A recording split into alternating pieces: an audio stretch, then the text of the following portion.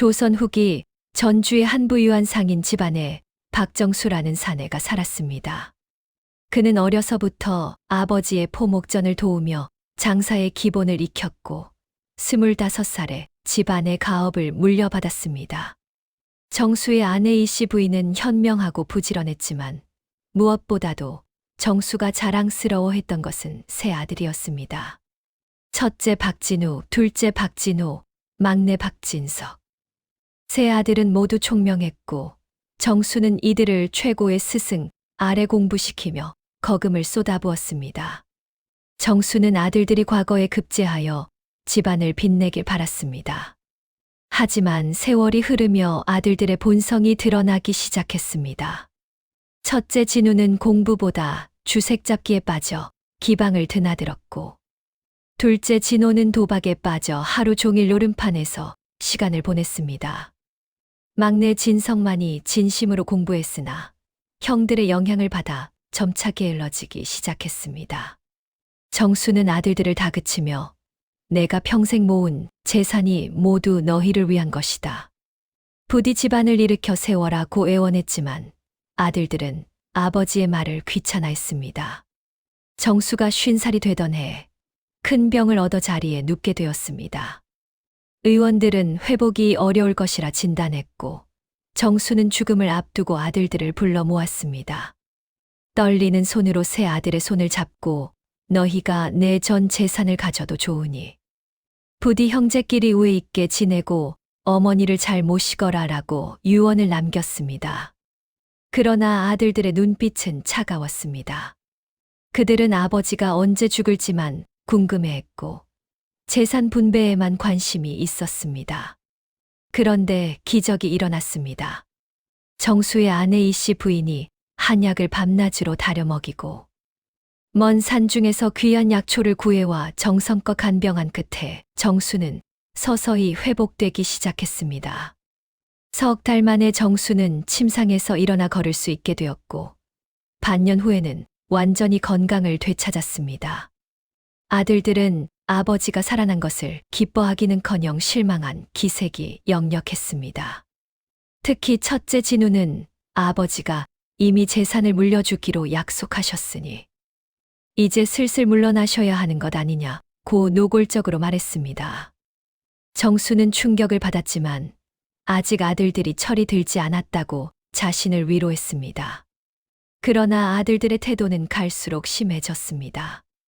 둘째 진호는 아버지의 금고에서 몰래 돈을 꺼내 도박 빚을 갚았고 막내 진성마저 형들을 따라 기방에 드나들며 주색에 빠져들었습니다.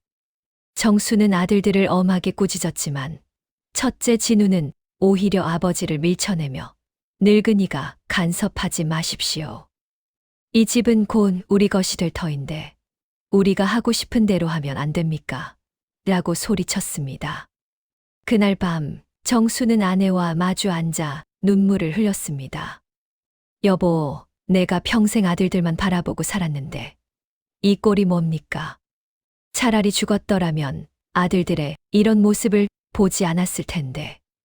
이씨 부인도 눈물을 흘리며 당신이 너무 잘해줘서 아이들이 고마움을 모르게 된 것입니다. 이제라도 정신을 차려야 합니다. 라고 말했습니다. 그러나 정수는 아들들을 포기할 수 없었습니다. 정수가 55살이 되던 해 아들들은 마침내 본색을 드러냈습니다. 어느 날 밤 세 아들이 아버지를 사랑방으로 불러 모았습니다. 정수가 들어가자 첫째 진우가 차갑게 말했습니다.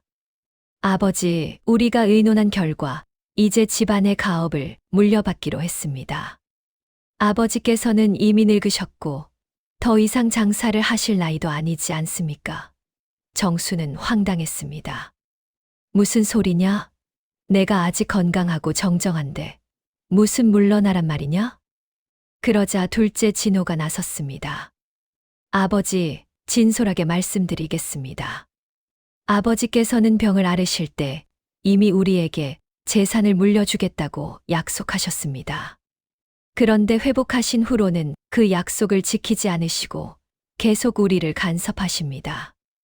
우리도 이제 나이가 들어 가정을 꾸리고 사업을 해야 하는데 아버지가 계속 재산을 쥐고 계시면 곤란합니다. 정수는 분노가 치밀어 올랐습니다.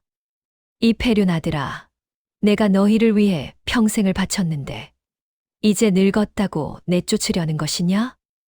막내 진석이 입을 열었습니다. 아버지, 저희가 아버지를 내쫓자는 것이 아닙니다. 다만 뒤채에 있는 작은 방 하나를 드릴 테니 거기서 편히 쉬시면 됩니다. 먹을 것과 입을 것은 저희가 챙겨드리겠습니다. 정수는 믿을 수 없다는 표정으로 세 아들을 바라보았습니다. 아들들의 눈빛은 차갑고 단호했습니다. 정수가 거절하려 하자 첫째 진우가 벌떡 일어나 소리쳤습니다. 아버지가 순순히 물러나시지 않으면 저희도 방법이 있습니다. 관가에 가서 아버지가 재산을 독차지하고 자식들에게 물려주지 않는다고 고발하겠습니다. 정수는 가슴이 무너지는 것 같았습니다. 평생 키운 아들들이 이런 악마 같은 존재가 될 줄은 꿈에도 몰랐습니다. 정수는 아내를 찾아갔지만 이씨 부인 역시 눈물만 흘릴 뿐 어찌할 도리가 없었습니다. 결국 정수는 굴복했습니다. 재산 문서를 작성하여 전 재산을 세 아들에게 3등분하여 넘겼습니다. 포목전, 논밭, 집, 금은보화 모두 아들들의 소유가 되었습니다. 정수와 아내에게 남겨진 것은 뷔체의 허름한 방 하나뿐이었습니다. 재산을 넘겨받은 다음 날부터 아들들의 태도는 180도 달라졌습니다. 첫째 진우는 아버지 방문 앞을 지나가면서도 인사조차 하지 않았고, 둘째 진호는 아버지가 부르면 바빠서 못 갑니다라며 거절했습니다. 막내 진석은 가끔 음식을 가져다 주었지만 그것마저도 하인들이 먹다 남은 찬밥이었습니다. 정수는 뒤채의 좁은 방에서 아내와 둘이 웅크리고 앉아 눈물을 흘렸습니다. 내가 평생 무엇을 잘못했기에 이런 벌을 받는가. 겨울이 찾아왔습니다. 뒤채는 온돌도 제대로 되지 않아 매서운 추위가 스며들었습니다. 정수는 아들들에게 수치라도 좀 달라고 부탁했지만 첫째 진우는 아버지, 이제 각자 살림이 따로입니다. 숫값을 내셔야 드릴 수 있습니다. 라고 차갑게 말했습니다. 정수는 재산을 모두 넘긴 뒤라 한 푼도 없었습니다. 이씨 부인은 비단 저고리를 팔아 겨우 숯몇 덩이를 사왔고, 정수는 그 숯을 아껴가며 추운 겨울을 견뎌야 했습니다. 어느 날 정수는 더 이상 아들들의 집에서 구걸하듯 살 수 없다고 결심했습니다. 아내와 함께 집을 나와 도성 밖으로 향했습니다. 먼 산자락에 폐가 하나가 있다는 소문을 듣고 찾아갔습니다. 무너진 담벼락과 기와장이 깨진 낡은 집이었지만 아들들의 냉대를 받으며 사는 것보다는 나았습니다. 정수는 폐가를 정리하며 여보, 우리가 맨손으로 다시 시작합시다. 내가 젊었을 때처럼 다시 장사를 해볼까 합니다. 라고 말했습니다. 이씨 부인은 눈물을 닦으며 당신이 그 마음만 있으면 저도 따르겠습니다. 라고 대답했습니다. 정수는 55의 나이에 다시 장사를 시작했습니다. 하지만 예전처럼 큰 포목전을 운영할 자본도 없고 신용도 모두 아들들에게 넘어간 상태였습니다. 정수는 작은 바구니에 바늘과 실, 작은 천 조각들을 담아 장터에 나가 행상을 시작했습니다. 한때 전주에서 손꼽히는 부자였던 사람이 이제는 장터 바닥에 자리를 깔고 바늘 사이소, 실 사이소 외치는 신세가 된 것입니다. 사람들은 정수를 보며 수군거렸습니다. 저 사람이 박정수 아니냐? 세 아들에게 재산을 다 빼앗기고 쫓겨났다더라. 아이고, 자식 잘못 두면 저렇게 되는구나. 정수는 수치심에 고개를 들 수 없었지만 살아야 했기에 이를 악물고 장사를 계속했습니다. 하루 종일 팔아봐야 겨우 서푼, 다푼 버는 것이 고작이었습니다. 그 돈으로 좁쌀 한 대를 사서 죽을 쏘어 먹으며 하루하루를 버텼습니다. 이씨 부인은 바느질 솜씨가 뛰어났습니다. 부인은 남편이 장터에서 파는 천 조각을 가져와 밤새 주머니, 조끼, 버선을 만들어 함께 팔았습니다. 부인의 손끝에서 나온 물건들은 정교하고 아름다워 조금씩 입소문이 났습니다. 저 할머니가 만든 주머니는 튼튼하고 예쁘다더라. 손님이 하나둘 늘어나기 시작했고 정수 부부는 희망을 품기 시작했습니다. 1년이 지나자 정수는 조금씩 돈을 모을 수 있었습니다. 행상에서 벗어나 장터 한쪽의 작은 좌판을 펼칠 자리를 얻었습니다. 이씨 부인이 만든 수공예품은 품질이 좋아 양반과 부인들에게까지 소문이 났습니다. 특히 부인이 만든 복주머니는 정교한 자수와 아름다운 색깔로 귀부인들 사이에서 인기를 끌었습니다.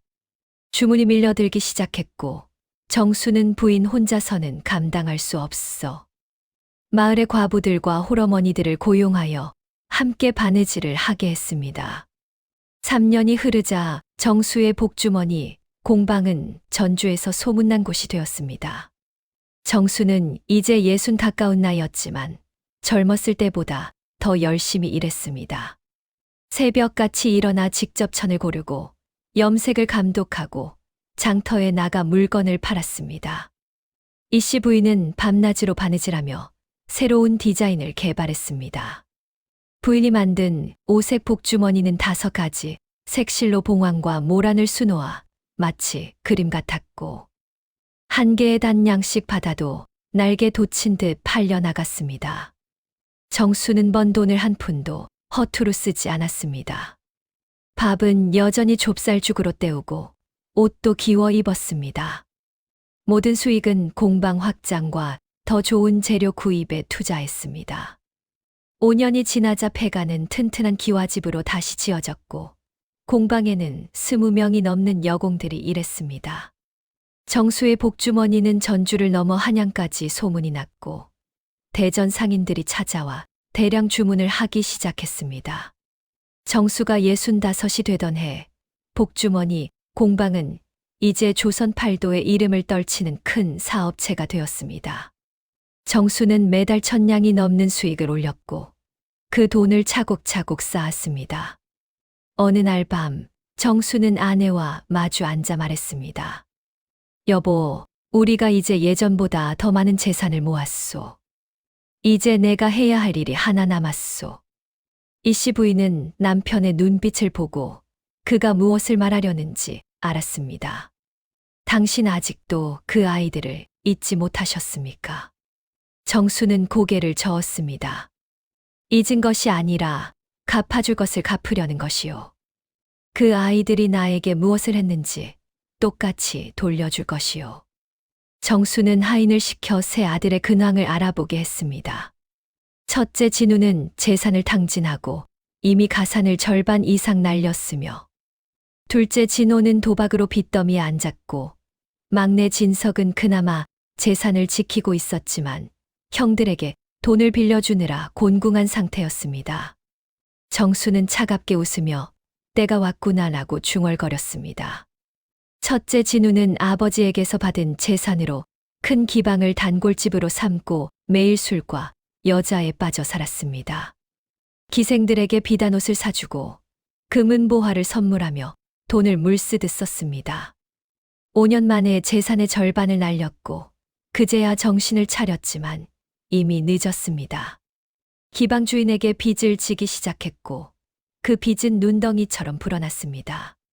진우는 결국 자신의 포목전과 집 절반을 팔아 빚을 갚았지만 여전히 술을 끊지 못하고 더 큰 빚을 지게 되었습니다.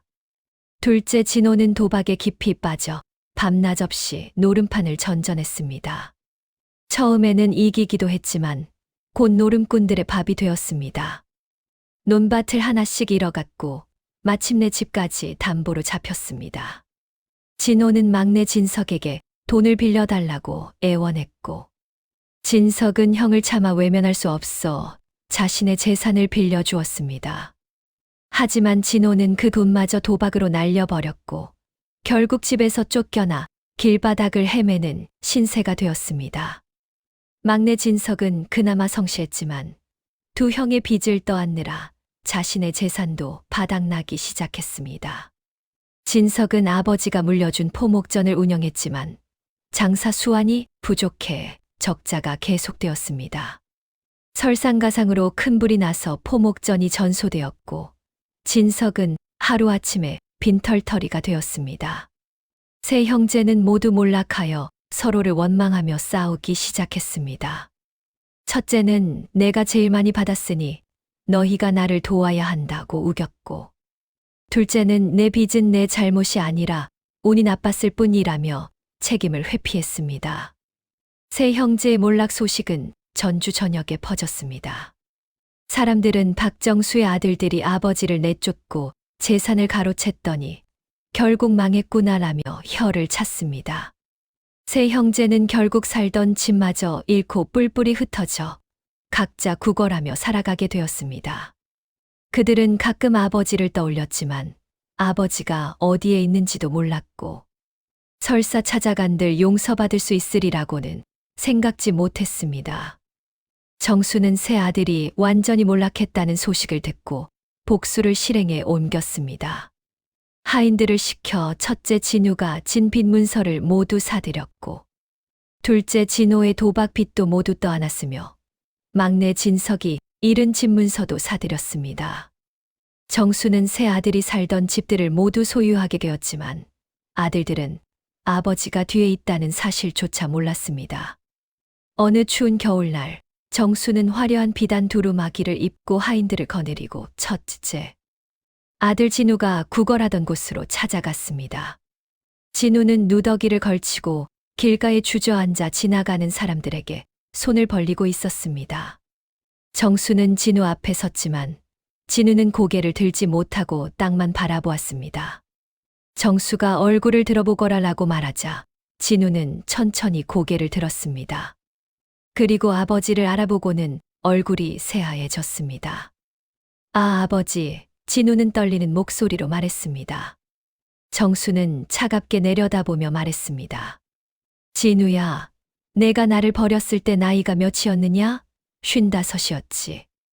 그때 너는 나더러 늙었으니 물러나라 했느냐? 나는 그 나이에 다시 맨손으로 시작했다. 그런데 너는 고작 35 나이에 구걸을 하고 있구나. 진우는 눈물을 흘리며 아버지, 용서해 주십시오. 제가 잘못했습니다라고 빌었습니다. 정수는 품에서 문서 하나를 꺼내 진우 앞에 던졌습니다. 이것이 내가 기방에 진 빚문서다. 내가 모두 샀다. 이제 그 빚은 내가 나에게 갚아야 한다. 1000냥이다. 갚을 수 있겠느냐? 진우는 절망했습니다. 아버지, 저에게는 한 푼도 없습니다. 어떻게 1000냥을 갚습니까? 정수는 냉정하게 말했습니다. 그렇다면 내 몸으로 갚아라. 오늘부터 너는 내 하인이다. 내 집에 와서 마당을 쓸고 설거지를 하고 빨래를 해라. 그렇게 10년을 일하면 빚을 탕감해주마. 진우는 다른 선택의 여지가 없었습니다. 그는 아버지를 따라 복주머니 공방으로 갔고 그날부터 하인의 옷을 입고 마당을 쓸기 시작했습니다. 한때 전주의 부잣집 도련님이었던 그가 이제는 아버지의 하인이 된 것입니다. 공방의 여공들은 그를 보며 수군거렸습니다. 저 사람이 주인 어르신의 큰아들이라면서 아이고, 폐륜을 저지르더니 저렇게 되는구나. 며칠 후 정수는 둘째 아들 진호를 찾아갔습니다. 진호는 폐가에서 얼어 죽기 직전이었습니다. 정수는 진호를 깨워 역시 빚 문서를 보여주며 내가 진 도박 빚 1200냥을 내가 샀다. 갚아라 라고 말했습니다. 진호도 형과 마찬가지로 갚을 길이 없어 아버지의 하인이 되기로 했습니다. 진호는 공방의 염색일을 맡아 하루 종일 염료에 손을 담그고 천을 물들이는 고된 노동을 해야 했습니다. 마지막으로 막내의 진석을 찾아갔습니다. 진석은 그나마 양심이 남아 있어 아버지를 보자마자 무릎을 꿇고 통곡하며 아버지, 제가 죽을 죄를 지었습니다. 두 형을 말렸어야 했는데 저도 함께 아버지를 배신했습니다. 죽여주십시오라고 빌었습니다. 정수는 진석을 물끄러미 바라보다가 말했습니다. 너는 두 형과 달리 아직 양심이 남아있구나. 하지만 용서할 수는 없다. 너 역시 내 하인이 되어 일해라. 대신 10년이 아니라 5년만 일하면 자유를 주마. 세 아들은 모두 아버지의 공방에서 하인으로 일하게 되었습니다. 아침 일찍 일어나 마당을 쓸고 물을 깃고 설거지를 하고 염색일을 도왔습니다. 마을 사람들은 이 광경을 보며 하늘이 산다더니 정말이구나. 아버지를 버린 자식들이 결국 아버지의 종이 되었네라며 감탄했습니다. 정수는 복수를 이루었지만 마음 한구석은 여전히 공허했습니다. 어느 날 밤 이씨 부인이 남편에게 물었습니다. 여보, 이제 복수도 이루셨는데 마음이 편하십니까? 정수는 고개를 저었습니다. 아니요. 복수는 달지만 동시에 씁쓸하오. 내 평생의 꿈은 아들들이 잘 되는 것이었는데 그 아들들을 하인으로 만들어버렸으니 이것이 과연 승리인지 패배인지 모르겠소. 그로부터 3년이 지났습니다. 세 아들은 묵묵히 일했고 특히 막내 진석은 진심으로 뉘우치며 아버지를 섬겼습니다. 어느 날 진석이 아버지 방에 차를 가져다 드리며 조용히 말했습니다. 아버지, 제가 3년 동안 일하며 깨달은 것이 있습니다. 아버지께서 우리에게 물려주신 것은 재산이 아니라 일하는 법이었는데 저희는 그것을 몰랐습니다. 이제야 알겠습니다. 용서해 주십시오. 정수는 아들의 눈을 바라보았습니다. 진석의 눈에는 진심이 담겨 있었습니다. 정수는 한숨을 쉬며 말했습니다. 진석아, 내가 너를 용서한다 해도 지난 세월은 돌아오지 않는다. 하지만 내가 진심으로 뉘우친다면 남은 2년의 기간을 면제해 주마. 오늘부터 자유다. 진석은 눈물을 흘리며 아버지의 손을 잡고 감사합니다, 아버지. 이제 제가 맨손으로 시작하겠습니다. 아버지께서 보여주신 그 길을 따라가겠습니다. 라고 말했습니다. 진석은 공방을 떠나 작은 행상을 시작했습니다. 아버지가 55에 다시 시작했던 것처럼 진석도 38배 나이에 새 출발을 했습니다. 몇 년 후 진석은 작지만 성실한 장사로 다시 자리를 잡았고 정수에게 찾아와 아버지, 제가 이제 결혼을 하려 합니다. 축복해 주십시오라고 말했습니다. 정수는 처음으로 아들을 안아주었습니다. 한편 첫째 진우와 둘째 진호는 여전히 하인으로 일하고 있었습니다. 이들은 진심으로 뉘우치지 못하고 겉으로만 순종하는 척했기 때문에 정수는 이들에게 자유를 주지 않았습니다. 10년의 세월이 모두 지나서야 두 아들은 풀려났고 그때는 이미 40을 훌쩍 넘긴 나이였습니다. 이들은 아무것도 없는 상태로 세상에 나왔고 다시는 아버지를 찾아오지 않았습니다. 정수는 70살이 되었을 때 마을 사람들을 모아놓고 자신의 이야기를 들려주었습니다. 내가 세 아들에게 재산을 물려주었을 때 그들은 나를 버렸소. 하지만 내가 맨손으로 다시 일어섰을 때 나는 진정한 부를 깨달았소. 불안 금은보화가 아니라 일하는 능력이요, 끈기요, 정직이요. 그것을 자식에게 물려주지 못한 것이 내 잘못이었소. 마을 사람들은 고개를 끄덕이며 정수의 말을 새겨들었습니다. 정수는 이어서 말했습니다. 복수는 달지만 공허하오. 내가 진정으로 원했던 것은 아들들을 벌하는 것이 아니라 그들이 스스로 일어서는 것이었소. 그 중 한 아들만이 깨달았고 나머지 둘은 끝내 깨닫지 못했소. 이것이 하늘의 뜻이라 생각하오. 이씨 부인은 남편의 손을 잡으며 말했습니다. 여보, 이제 그만 내려놓으시지요. 우리가 이룬 것도 많고 막내도 잘 살고 있지 않습니까? 남은 세월은 편히 사십시다. 정수는 고개를 끄덕이며 창밖을 바라보았습니다. 복주머니 공방에서는 여전히 여공들이 부지런히 바느질을 하고 있었고 마당에서는 새로 고용한 하인들이 일하고 있었습니다. 정수는 평생 2번의 인생을 살았습니다. 첫 번째 인생에서는 재산을 모았고 두 번째 인생에서는 더 큰 재산을 모았습니다. 하지만 가장 큰 교훈은 재산이 아니라 사람의 마음이었습니다. 자식에게 재산만 물려주면 망하고 일하는 법을 가르치면 살아남는다는 것을. 정수는 그 교훈을 뼈저리게 배웠고 후세에 전하고자 했습니다. 세월이 흐르고 정수가 세상을 떠났을 때 장례식에는 수많은 사람들이 모였습니다. 막내 진석은 아버지의 관 앞에서 통곡하며 아버지, 제가 이제야 아버지의 가르침을 이해했습니다. 제 자식들에게는 재산이 아니라 일하는 법을 가르치겠습니다. 라고 맹세했습니다. 첫째 진호와 둘째 진호도 멀리서 아버지의 장례식을 지켜보았지만 감히 가까이 다가가지 못했습니다. 그들은 평생 후회 속에서 살다가 쓸쓸히 생을 마감했습니다. 이것이 바로 새 아들과 버림받은 아버지의 이야기입니다. 효도는 입으로 하는 것이 아니라 행동으로 하는 것이며 부모를 버린 자식은 결국 하늘의 벌을 받는다는 교훈을 담은 이야기입니다. 악한 자는 벌을 받고 선한 자는 복을 받으며 뉘우치는 자에게는 기회가 주어진다는 것이 하늘의 이치입니다.